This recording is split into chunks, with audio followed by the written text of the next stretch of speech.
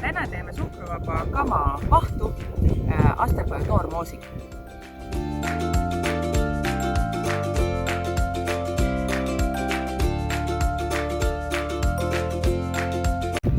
Kõigepealt vahustame ära vahukoore. Mul on siin 400 grammi vahukoort ja 2 kohupiimatoru. Meil on väga suur pere. Vahustan ära vahukoore ilma steeviata kõigepealt. Kui vahukoor on vahustatud, siis ma lisan siia toru kohupiima.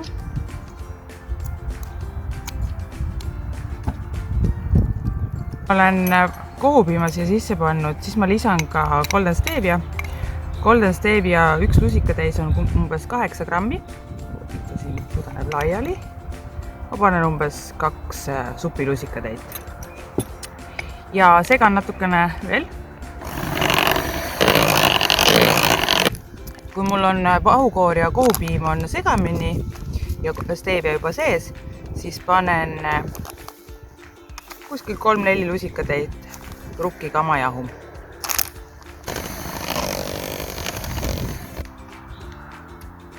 Ja Astelpaju toormoosile ma panen peale steviat, on sügavkülmutatud ja lasen saumiksriga annan moosiks.